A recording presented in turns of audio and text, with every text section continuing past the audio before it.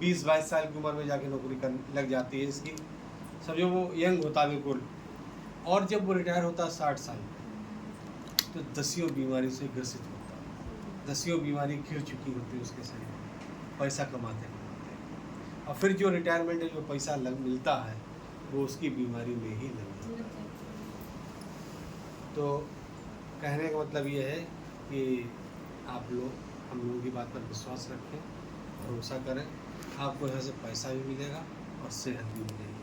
जब सेहत और पैसा दोनों चीज़ें होंगी तो ये जाहिर सी बात है कि आपके घर में खुशियाँ अपने आप छाई रहेंगी हमेशा। तो हम बताने चाह रहे हैं आपको कि जिस जड़ी बूटी का ये लोग जिक्र कर रहे थे, इसकी तारीफ कर रहे थे, अब उसके बारे में आपको थोड़ा सा विस्तार से बताएं। गेक्सर नाम है कंपनी का, और इसकी स्थापना 1993 में मलेशिया में डॉक्टर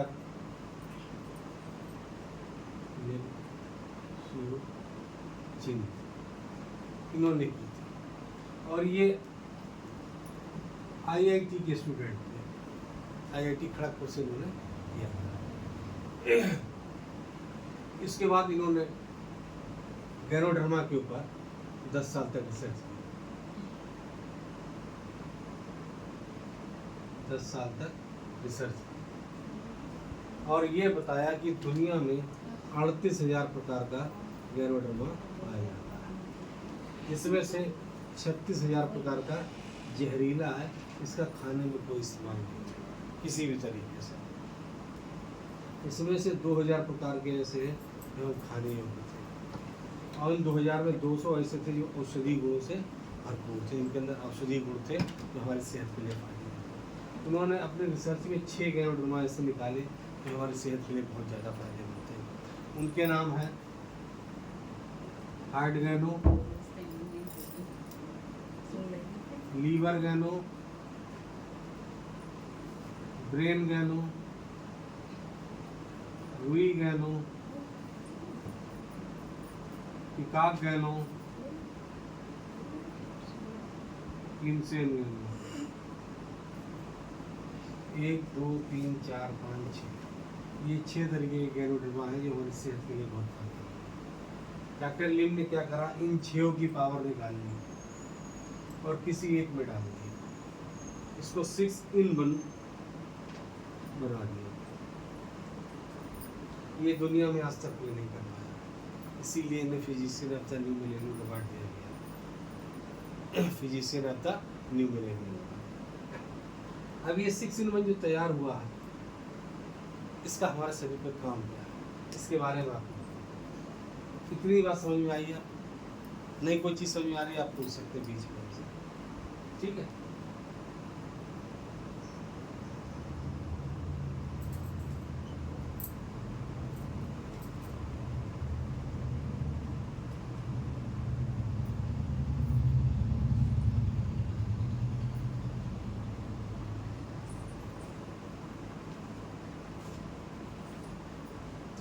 जब इसका सेवन करते हैं तो ये हमारी कोशिका के ऊपर काम करता है।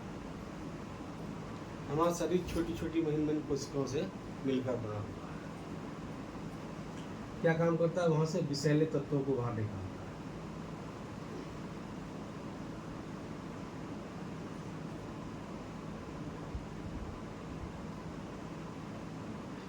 ये विषैले तत्व हमारे शरीर में आते कहाँ से, बता सकते हैं? बताइए। विषैले तत्व हमारे शरीर में विषैले तत्व आते हैं 2 तरीके से। एक तो हम बाहर से जो चीज़ें लेते हैं उसके माध्यम से, और कुछ चीज़ें हमारे शरीर के अंदर बनती हैं। तो बाहर से हम लोग क्या लेते हैं, हवा। हवा से हमें कुछ चाहिए नहीं था, कुछ नहीं चाहिए होता। क्या चाहिए होती है? केवल ऑक्सीजन, केवल ऑक्सीजन चाहिए होती है जिंदा रहने के लिए। इसके अलावा हमें हवा से कुछ नहीं चाहिए। फिर भी क्या हो रहा है, 8000 प्रकार के केमिकल हमारे शरीर में जा रहे हैं पर डे। कारण क्या है इसका? इतनी सारी मोटरसाइकिलें चल रही हैं, उनके धुआं निकल रहा है, ट्रक चल रहे हैं, बस चल रहे हैं, भट्टे चल रहे हैं, फैक्ट्रियाँ चल रही हैं, इन सब का धुआं कहाँ जा रहा है? सब हवा में मिल रहा है और वही हम लोग ले रहे हैं। तो हमें ज़रूरत किस चीज़ की है? ऑक्सीजन की, ठीक है। लेकिन हम लोग मजबूरी में क्या ले रहे हैं? 8000 प्रकार का जहर पर डे। तो ये जहर हमारे शरीर में रहना चाहिए या निकलना चाहिए शरीर से बाहर? निकलना चाहिए ना। तो निकलने के लिए हमें कुछ ऐसी चीज़ का इस्तेमाल करना पड़ेगा जो इस चीज़ को बाहर निकाले। उसके बाद हम लोग क्या लेते हैं? पानी पीते हैं। पानी भी बहुत दूषित हो चुका है। उसका कारण है कि सभी के घरों में आजकल समरसेबल लगा है, ठीक है। टैंकी ऊपर रखी है, 1 मंजिल 2 मंजिल 3 मंजिल जिसके यहाँ जैसा है, और फिर पूरी फिटिंग घर में हो रखी है। किसी का 20 साल पुराना है मकान, तो क्या वो पाइपें चेंज करिए करिए आज तक 20 साल में? कितनी जंग उसके अंदर लगी होगी, कितनी काई उसके अंदर जमी होगी जिसके अंदर से पानी होके आ रहा है। क्या वो पानी हम लोग इस्तेमाल कर रहा है? नहीं कर रहा है, तो हमारे शरीर के अंदर जा रहा है, ठीक। दूसरी चीज़ आपने देखा हो, खेतों में दवाई डाली जाती है जिससे कि हमारी फसल अच्छी पैदा हो, कीड़े मकोड़े ना लगें। वो फसल में तो गिरती है, साथ में क्या होती है? ज़मीन पे भी गिर जाती है। पानी बरसता ज़मीन के साथ पानी के अंदर चली जाती है, और फिर वही पानी हम लोग निकाल कर पीते हैं। तो इस तरीके से हमारे अंदर पानी के माध्यम से, और आपने हैंड पाइप का तो पानी देखा ही होगा कितना पीला हो चुका। बाल्टी में भर के रख दें, 2 घंटे बाद बाल्टी तक पीली हो जाए। तो ये भी पानी हमारा भी दूषित हो चुका है। उसके बाद आता है हमारा खाना यानी भोजन। एक समय में आपने देखा होगा भिंडी कानी निकला करती थी, बैगन काने होते थे, पालक में और गोभी के अंदर सूड़ी निकलती थी। अब ये कुछ नहीं निकलता है, अभी आपको धोना नहीं पड़ता है, लाए व छीला और बनाया शुरू। कारण क्या है? कीड़े कहाँ मर गए? दवाई से। वो दवाई से जब कीड़े मरेंगे तो क्या उस दवाई का असर हमारी फसल में नहीं आएगा, हमारे फल और सब्जियों में नहीं आएगा? जब वो असर फल और सब्जियों में आता है, फिर वही फल सब्जी हम लोग खा रहे हैं। जो खा रहे हैं तो जहर हमारे पेट में जा रहा है लेकिन निकल नहीं रहा है, ठीक है। इसलिए हम लोग क्या हो रहा है? बीमार पड़ रहे हैं। इसके अलावा और क्या चीज़ है? केमिकल की बनी होती है, ड्रग्स कहा जाता है। या हम किसी चीज़ की बीमारी लग जाती है, उसके लिए हम दवाई खाते हैं, तो वही दवाई हमको वो दूसरा इफेक्ट डालती है शरीर में। यानी एक बीमारी के लिए हम ठीक करने के लिए खाते हैं, उससे दूसरी बीमारी तैयार होगी, यानी वो हमारे शरीर के पार्ट्स को यानी अंश को खराब कर देंगे। ये तो वो चीज़ें हो गई जो हमने बाहर से ली। कुछ चीज़ें ऐसी हैं जो हमारे शरीर के अंदर से भी आती हैं। अंदर से क्या आता है? शुगर, चीनी। जब हम लोग खाना खाते हैं, खाना पचता है तो उसमें ग्लूकोज बनता है, और ग्लूकोज की हमारे शरीर की बहुत आवश्यकता होती है। शरीर में ऊर्जा बनी रहे, एनर्जी बनी रहे, इसके लिए हमें शुगर की यानी ग्लूकोज की आवश्यकता होती है। जब वो ग्लूकोज हमारे शरीर की ज़रूरत से ज़्यादा हो जाता है तो वो शरीर में जहाँ तहाँ जमने लगता है, और वो जम जाता है तो वो क्या होता है? हमें बीमारी का रूप ले लेता है। इस तरीके की बीमारी डायबिटीज,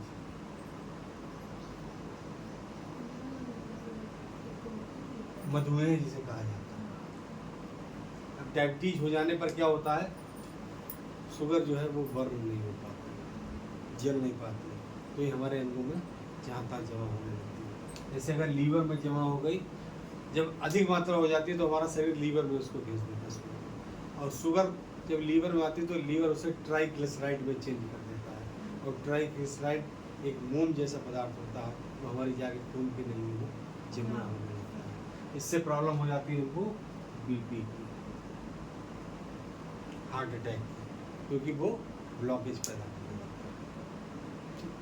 अगर वही चीज़, वही अधिक मात्रा की शुगर हमारी आँखों में जम जाती है तो हो जाती है ग्लाइकोमा। आपने देखा होगा बहुत से ऐसे हैं जिनकी डायबिटीज वाले, इनकी चोट लग जाती है वो ठीक नहीं होती, ठीक है। हाँ, तो वो बहुत से लोग ऐसे हैं जिनके वो पार्ट काटने अंग काटने में ठीक ना होने की वजह से गैंग्रीन टाइप की हो जाती है। तो ऐसी बहुत सारी बीमारी हो जाती है, जबकि शुगर हमारी सेहत के लिए ज़रूरी है, लेकिन इसकी अधिक मात्रा जो शरीर से बाहर नहीं निकल पाती वो टॉक्सिक शुगर बन जाए कन्वर्ट हो जाती है, वही हमारी बीमारी का कारण बनती, तरह तरह की बीमारियाँ बनाती है। इसके अलावा क्या है,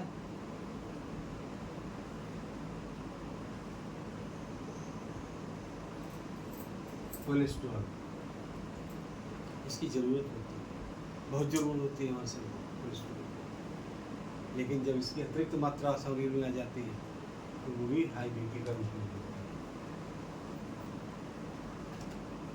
हार्ट अटैक का रूप ले लेती है, हार्ट की प्रॉब्लम पैदा करती है।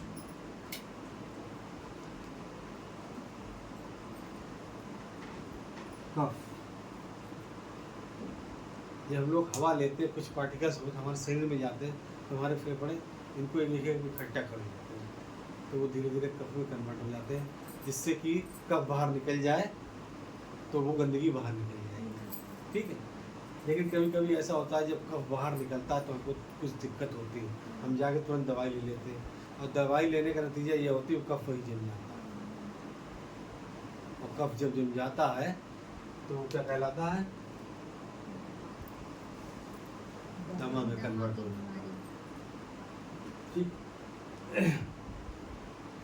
तो ये गंदगियाँ हमारे शरीर के अंदर जा रही हैं। दूसरी चीज़ है हमारे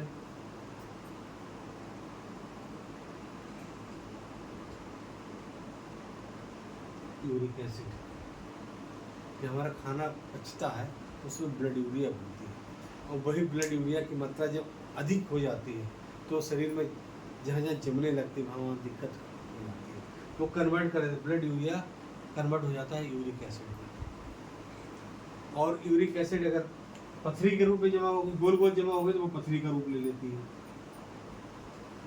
किडनी में परत के रूप में जमा हो गई तो किडनी फेल होने की संभावना हो जाती है, जोड़ों में जमा हो गई तो गठिया हो जाती है।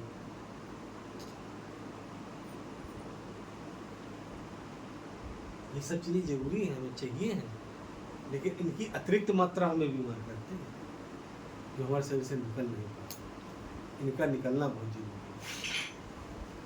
तो ये बात हमने आपको समझाई, समझ में आई, कुछ नहीं समझ में आ रहा तो पूछ सकते, निकाय इसको।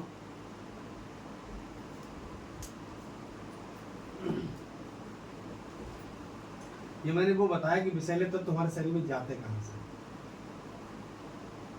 और कौन कौन से तत्व जो ऐसे हैं जो विषैले हैं।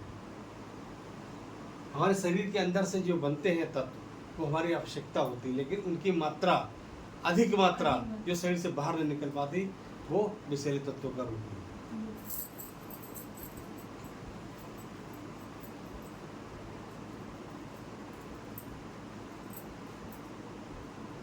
रोग प्रतिरोधक क्षमता बढ़ाता है, कौन बढ़ाता है, 6 in 1 जो गैनोडर्मा है वो हमारी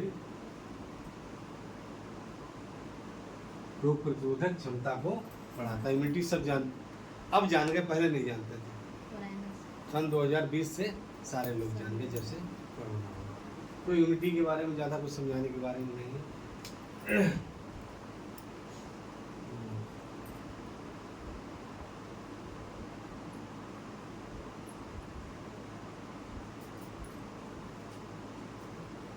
6 in 1 के अंदर एक एंटीऑक्सीडेंट गुण पाया जाता है, इसकी वजह से क्या होता है, हमको कैंसर नहीं होता, ये हमको कभी कैंसर नहीं होता, ठीक है।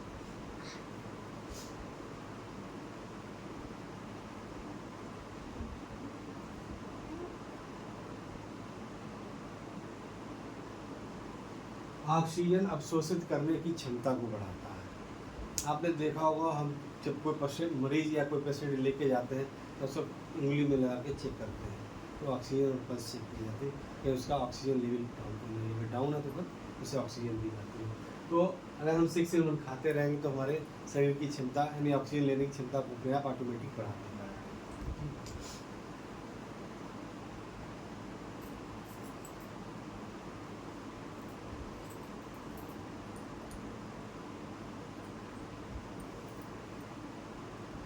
ब्लड सर्कुलेशन सुचारू रखता है, यानी हमारे शरीर में ब्लड को कहीं रुकने नहीं देता है। सिर से लेके पैर तक बराबर 24 घंटे ब्लड चलता रहता है, और कहीं रुकेगा तो ये दर्द पैदा कर देगा। ठीक है, तो ये 6 in 1 कभी भी हमारे ब्लड को रुकने नहीं देता, इसका ब्लड सर्कुलेशन सुचारू रूप से चलता रहता है।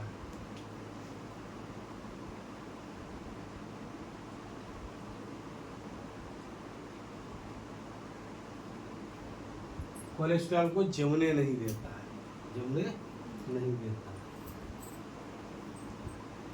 जम जाएगा तो ब्लॉकेज आ जाएगा, ब्लॉकेज आने पर बहुत सारा पैसा खर्च हो जाता है, बहुत तकलीफ होती है।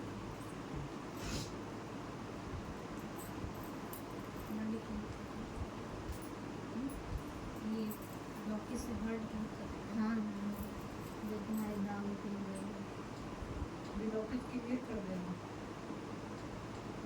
बढ़ती उम्र के प्रभाव को कम करता है, यानी हमारे सेल्स अगर जब बूढ़े होने लगेंगे तो हम बुढ़ापे की तरफ जाने लगते हैं।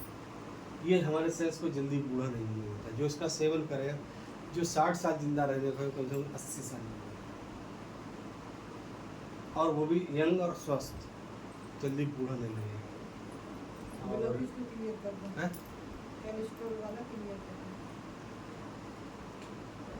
कोलेस्ट्रॉल क्या होता है, हमारी ये बहुत महीन महीन नलियाँ होती हैं जिनसे ब्लड की सप्लाई चलती है, हार्ट में जाती है, और कुछ नलियाँ ऐसी होती हैं जिनकी हार्ट से शरीर के लिए आती हैं। तो जो हार्ट की तरफ जाती है ब्लड लेके नलियाँ, उनमें कोलेस्ट्रॉल जो एक ये मून जैसा पदार्थ होता है, ठीक है, तो ये जब जमने लगता है यहाँ पर नलियों में, तो 30-35% होता है तो मुझे कुछ नहीं मालूम रहता है। जब 50-60% होता है तो कुछ लक्षण निकल के आते हैं, और हम भाग भाग के डॉक्टर के पास जाते हैं, तो डॉक्टर बताते हैं अपनी तकलीफ, तो वो दवाइयाँ देते हैं, लेकिन दवाइयों से आराम नहीं मिलता तो फिर वो चेकअप कराते हैं, फिर वो बताते हैं कि आपको कोलेस्ट्रॉल आपके शरीर में जमा है, तो क्या करना होगा, ये दवाइयाँ खाइए। जब बहुत ज़्यादा दिक्कत होने लगती तब वो कहते हैं भैया आप इंस्टेंट डलवा लीजिए, छल्ले डलवा लीजिए। छल्ले पड़ जाने से क्या होगा, ये नली जो है ब्लॉक बंद हो रही थी, ये खुल जाएगी, अब यहाँ से ब्लड की सप्लाई चालू हो जाएगी। जबकि होना ये चाहिए था कि गंदगी निकलनी चाहिए, ये नहीं निकली, छल्ले पड़ गए। अब ये थोड़े दिनों बाद ये चीज़ छल्ले में भी जमा हो जाएगी, फिर तब होगी बाईपास सर्जरी। लोग कहते हैं ना मेरी बाईपास सर्जरी की है, इसके कारण उनकी 90% ब्लॉकेज हो गई, ब्लड जा ही नहीं रहा। तो हमें इस ब्लॉकेज से बचने के लिए इसका इस्तेमाल करना है। हाँ, ठीक है।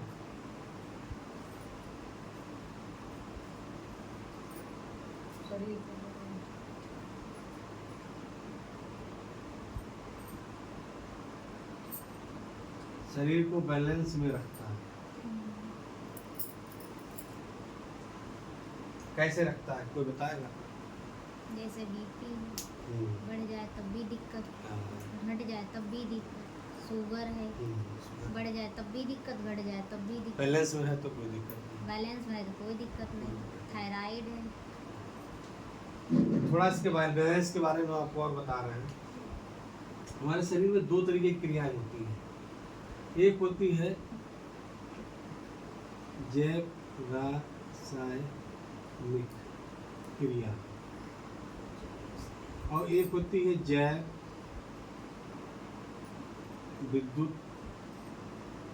विद्युतीय क्रिया। जैव रासायनिक क्रिया में क्या होता है, हमें एहसास होता है किसी चीज का, जैसे कि भूख लग रही है, एहसास होता है भूख लग रही है, अब खाना खाना चाहिए। पेट भर गया, ये भी एहसास है, ठीक है। अब जब भूख लगी तो क्या करा हमने, खाना खाया। क्या खाया, खाना खाया, तभी तो पेट भरा, तभी तो एहसास हुआ हमें। खाना खाया तो खाना पचेगा, तो पचेगा तो उसमें क्या बनेगा, पोषक तत्व।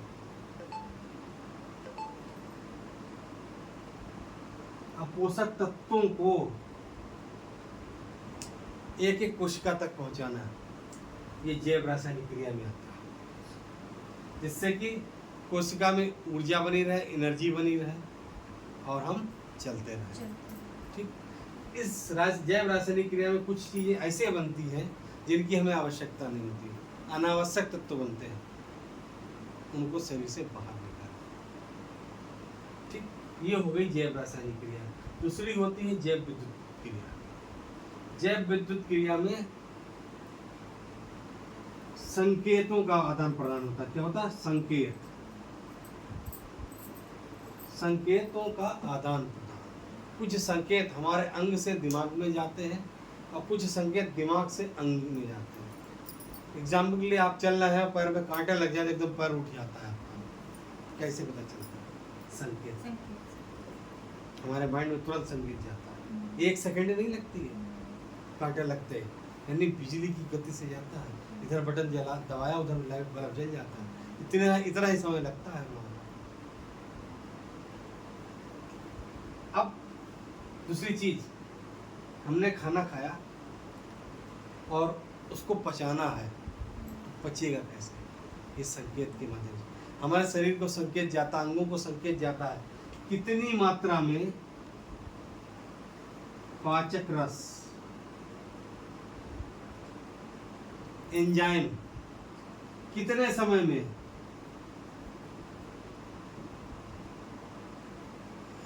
पेट में डालना है, तभी तो खाना पचेगा। हम लोग तो कुछ नहीं करते, उसमें डालते हैं। हमारा दिमाग काम करता है, हमारा माइंड काम करता है कि अब इतने समय में इसको ये चीज़ की आवश्यकता है, इस एंजाइम की आवश्यकता है, इस पाचक रस की आवश्यकता है, जिससे खाना पच सके। और ये इतनी स्पीड से होता है कि हमको पता ही नहीं चलता, इसीलिए इसे जैव विद्युत क्रिया कहा जाता है। ये दोनों क्रियाओं में आपस में संतुलन बना हुआ है। अगर इनके बीच में संतुलन टूट जाए, क्या हो, संतुलन टूट जाए तो हमें पता नहीं चलेगा। और कभी कभी शायद आप लोगों को भी पता नहीं चलता। एग्जाम्पल मैं अभी बताता हूँ, कभी कभी पेट खराब हो जाता है, लैट्रिन कपड़ों में निकल जाती है, क्यों नहीं पता चलता है? इस संपर्क टूट गया, हमारे माइंड से संपर्क, यानी हमारी बैलेंसिंग गड़बड़ हो गई। तो हमारा शरीर बैलेंस में रहना चाहिए। अभी इन्होंने, प्रीति ने बताया था कि बैलेंस में रहने के लिए क्या चीज, अब समझिए ये नॉर्मल रेखा है, सीधी रेखा है, ये बैलेंस में है। अगर ये ऊपर जा रही है तो ऊपर जा रही तो हाई, तो नीचे जा रही तो लो। बीपी ना लो अच्छा है ना हाई अच्छा है। शुगर ना बढ़ी हुई अच्छी है ना घटी हुई अच्छी है। थायराइड ना बढ़ना अच्छा है ना घटना अच्छा है। एक चीज़ और हम बता दें जिसको शायद हम लोगों ने कभी चर्चा नहीं की, आज दिमाग में आगे बता रहे,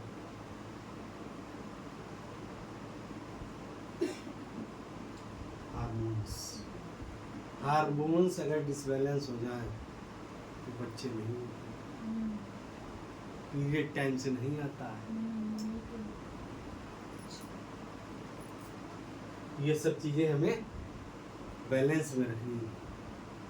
तो बैलेंस में रखने के लिए केवल एक ही चीज़ लेनी है,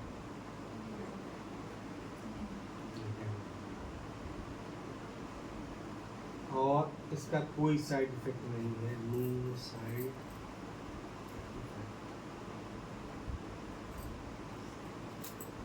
ठीक, मैंने ये कुछ चीज़ें आपको बताई, जानकारी दी। ऐसे बताते रहेंगे तो बहुत टाइम हो जाएगा, लेकिन जो खास चीज़ें थी वो मैंने आपको बता दी। ये 6 in 1 जो है, इसका काम क्या है? अब ये तो समझिए इसका ये काम है शरीर। अब हमारे शरीर का निर्माण कैसे हुआ इसको समझना है, और इस पर इसका काम बचना कैसे है वो समझिएगा। यहाँ पर कुछ समझना हो तो पूछ लीजिए, मैंने बहुत कुछ विस्तार से बताया अपनी समस्या। कोई चीज़ अगर नहीं समझ में आ रही तो पूछ सकते हैं।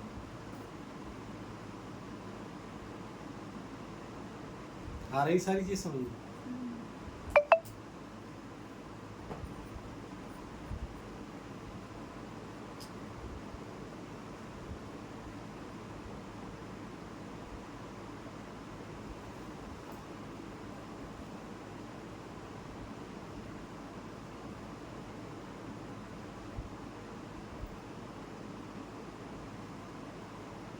अब ये जानिए कि हमारा शरीर कैसे बना है।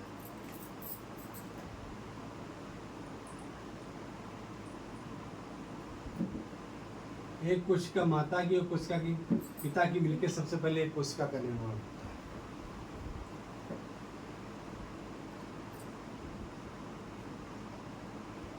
अब एक कोशिका कई सारी कोशिकाओं में बदल जाती है तो हमारे शरीर में ऊतक का निर्माण होता है। ऊतक मतलब हड्डी, खाल, मांस, खून, ये चीजें होती है ऊतक। और ये ऊतक मिलके बनाते हैं अंग, हाथ, मुंह, नाक, पैर, लीवर, किडनी। और अंग बनाते हैं तंत्र, सिस्टम। मैंने ये बताया था सिस्टम के बारे में कि आप जा रहे हैं, पैर में कांटा लग गया, तुरंत पैर उठ गया, ये सिस्टम काम करता है। बहुत सारे सिस्टम हमारे शरीर में काम करते हैं और सिस्टम मिलके बनाते हैं शरीर। और उसको बनने में 9 माह 9 दिन का समय लगता है। ठीक, अब शरीर बन गया, यानी लड़का बन गया, लड़की बन गया, कुछ भी बन गया, तो किसी ना किसी दिन आते हैं लक्षण निकल के, जिनको हम समझ नहीं पाते हैं। भाग के जाते हैं डॉक्टर के पास कि डॉक्टर साहब हमें ऐसा महसूस हो रहा है, तो वो दवाई देते हैं। नहीं समझ में आता तो वो करवाते हैं टेस्ट, और टेस्ट की रिपोर्ट के अनुसार जो दवाई देते हैं, उस दवाई खाने से ये लक्षण क्या होता है, दब जाता है। जैसे किसी को बीपी की प्रॉब्लम है और उसको समझ में नहीं आया, डॉक्टर के पास गया, डॉक्टर साहब ने कहा आपको बीपी हाई है, आप ये टेबलेट खाइए रोज सुबह। उसने 1 महीने खाई और 1 महीने खाने के बाद वो नॉर्मल आ गया बीपी। सोचा कि अब हम ठीक है, अब जरूरत नहीं है, छोड़ दी। छोड़ते ही तीसरे और चौथे दिन फिर बीपी हाई हो गया। क्या हो गया, यानी लक्षण जो दब गया था वो फिर उठ गया, ठीक नहीं हुआ। अब यहाँ पर दवाई ना खिलाकर अगर हम गैनोडर्मा खिलाएं तो गैनोडर्मा कहाँ काम करेगा? सबसे पहले मैंने कोशिका लिखी थी, कोशिका पे काम करे, इसीलिए मैंने ये मिटाया नहीं। कोशिका कहाँ है हमारे शरीर में? हमारा निर्माण कोशिका से ही, हम पैदा कोशिका से ही। गैनोडर्मा कोशिका पे ही काम करती है। आपकी कोशिका बीमार होगी तो आप बीमार होंगे, कोशिका डैमेज होगी तो आपको दिक्कत होगी, और कोशिका मर जाती तो हम मर जाते हैं। इसलिए कोशिका का जिंदा रहना बहुत जरूरी है। तो ये गैनोडर्मा ये नहीं पहचानता, किसी मर्ज का इलाज नहीं है, ये उस कोशिका को ढूंढता है जिसकी वजह से मर्ज हुआ, जिसकी वजह से प्रॉब्लम पैदा हुई। आपके शरीर में कितनी कोशिका है बता सकते हैं आप? कोई नहीं बता सकता, मैं बताऊंगा। 30 लाख करोड़ 30 ट्रिलियंस कोशिकाएं आपके शरीर में हैं, और 30 लाख करोड़ कोशिकाओं में जाके उस कोशिका को ढूंढना बहुत बड़ी बात है, जिसकी वजह से हम बीमार हैं। इसे पता नहीं है, ये खुद ढूंढता, स्कैनिंग करता, खुद स्कैनर है गैनोडर्मा 6 में।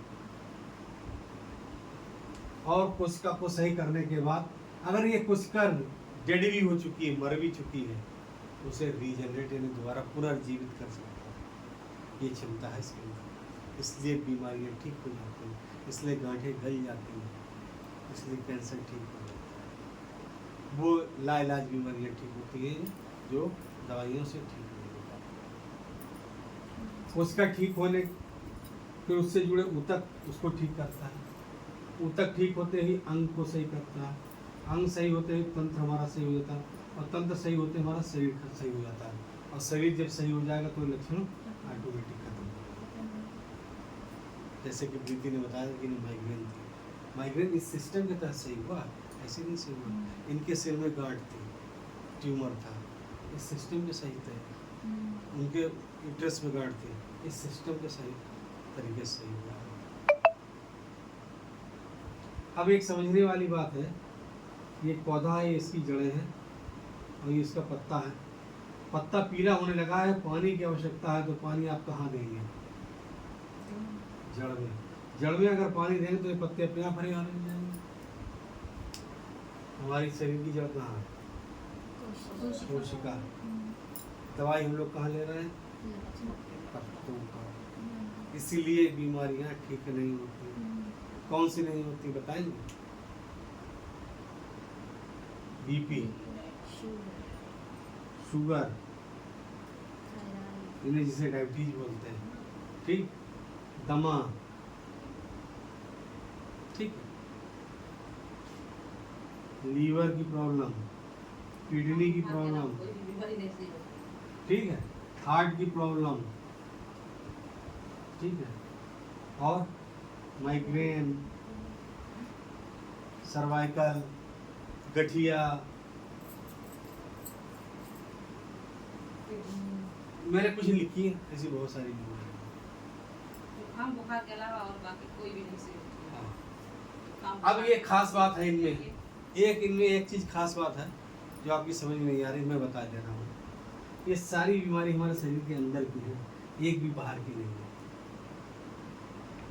ब्लड प्रेशर हमारे शरीर के अंदर, शुगर हमारे शरीर के अंदर, दमा यानी उसकी क्या कहते हैं, हाँ, हमारे अंदर, लीवर अंदर, किडनी अंदर, हार्ट अंदर, माइग्रेन सिर के अंदर, गठिया हड्डियों के अंदर। शरीर के अंदर जो बीमारियां होती हैं वो एलोपैथिक दवाइयों से ठीक नहीं होती। एलोपैथिक दवाइयों से केवल जहाँ जिस अंग में प्रॉब्लम है वो अंग काट कर यानी ऑपरेशन करके उसको हटा देते हैं, जिससे कि आपको दिक्कत ना महसूस हो, उसको ठीक नहीं करता, जड़ से नहीं खत्म करते। ये खास बात मेरे समझने वाली है कि एलोपैथिक दवाइयों से वो मर्ज नहीं ठीक होते जो हमारे शरीर के अंदर से पैदा होते हैं, बाहर से लगे हुए ठीक हो जाते हैं। बुखार, जैसे आपको जुकाम हो गया तो जुकाम अंदर से नहीं बाहर से लगता है, ठीक है, इन्फेक्शन होता है। बाहर से जितनी भी बीमारियां लगी, ट्यूबरक्लोसिस, टीबी की बीमारी है, बाहर से लगती ठीक हो जाती है। जो बाहर से डिजीज हमें रोग लगते हैं वो ठीक हो जाते हैं, अंदर से उत्पन्न बीमारियां ठीक नहीं। ये मेन समझने वाली बात है। और मेन बात ये है कि हम लक्षणों पर काम करते हैं, जड़ पर काम नहीं करते। ठीक, ये बात क्लियर हो गई। तो ये तो हमने सेहत से संबंधित आपको बात बता दी कि आपको अगर सेहतमंद बनना है तो कैसे आप ठीक कर सकते हैं, कैसे हमने इसीलिए आज आप विस्तार से सब कुछ समझाया कि एक एक पॉइंट आपकी समझ में आया। ना समझ में आया हो तो फिर भी आप पूछ सकते हैं हमसे।